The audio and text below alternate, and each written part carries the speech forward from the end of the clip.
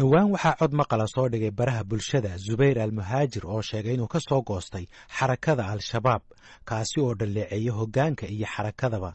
Zubayr al-Muhaajir waxa uu asal ahaan ka soo jeedaa dalka Ivory Coast ee galbeedka Afrika.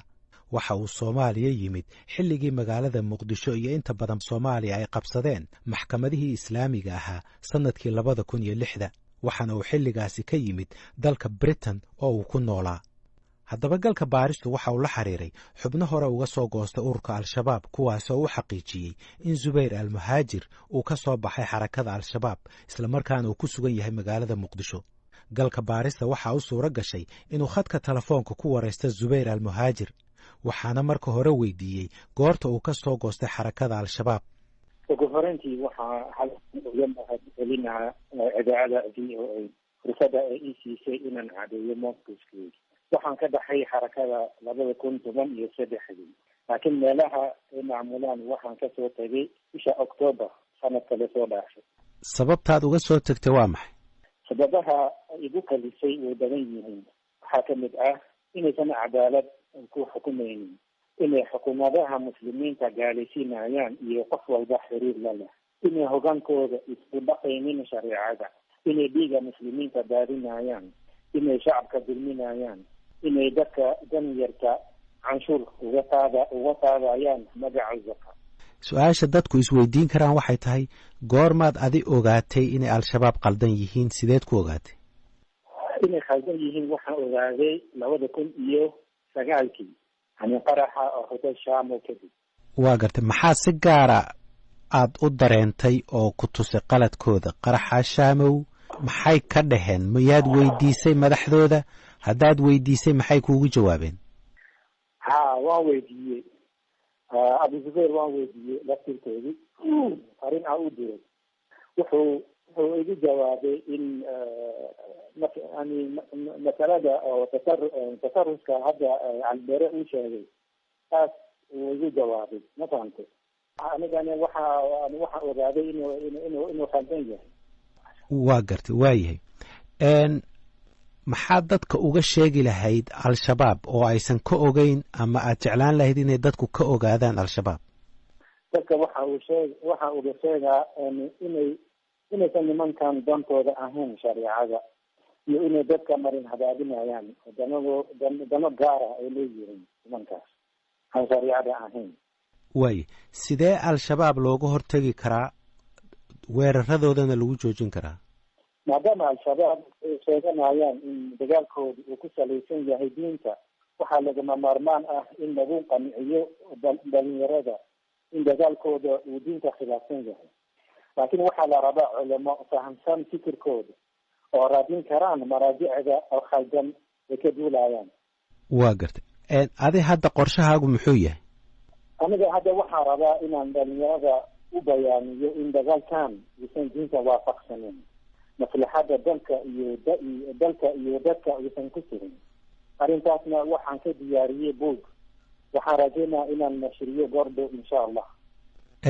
ma ku laabanaysaa waddanka aad ka timid ee Ivory Coast mise waxaad sii joogaysaa Soomaaliya? waayahay. hadalka ugu dambeeya haddaan ku siiyo, maxaad dhihi lahayd dadka muhaajiriinta ah ee la jooga al-Shabaab haddii aad toos ula hadasho? horta dadka waxaan rabaa inaan u sheego waxaa jira dad badan aaminsan in muhaajiriinta ay sabab u yihiin oo dhibka jiro, laakiin xaqiiqadaas ma aha. muhaajiriinta waxay u yimaadeen inay walaalahood Soomaaliyeed caawiyaan, balse markay arkeen dhaqanka al-Shabaab iyo diin la-aantooda way ka hor yimaadeen. taas aa sababtay in qaar ay dilaan, qaarna musaafiriyaan, qaar ilaa iyo hadda xabsiyadooda ay buuxa dhaafiyeen.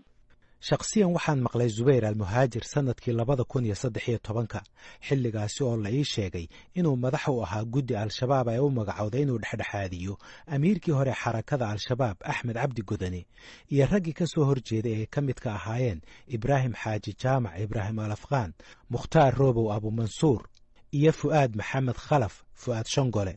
kadib markii la dilay Ibraahim al-Afqaan iyo Macalin Xaashi bishii Juun 2013 waxaa la ii sheegay in toddobaadyo kadib dilkooda la xiray Zubayr al-Muhaajir.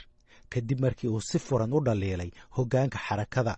xubnahaasi hore uga soo goostay al-shabaab waxay galka baarista u sheegeen in Zubayr al-Muhaajir uu muddo ku jiray xabsiga ururka al-shabaab. ugu dambaynna dabayaaqadii sanadkii hore u suura gashay inuu ka soo goosto xarakada. cumar maxamed abu ayaan waxa uu al-shabaab ka baxay sanadkii 2013. waxa uu haatan ku nool yahay dalka Sweden.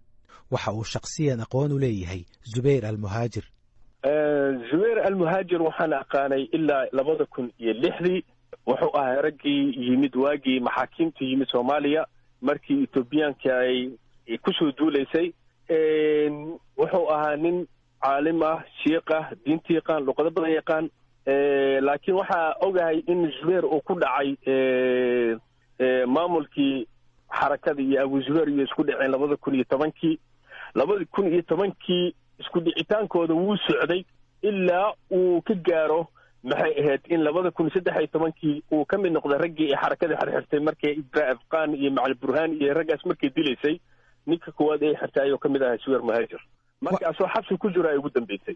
waxaad wax yar ka sheekaysaa doorkii uu ku lahaa inuu dhexdhexaadiyo markay iskhilaafeen Afqaan iyo Godane iyo Robow iyo gruubkii kooxdii isku dhinaca ahayd.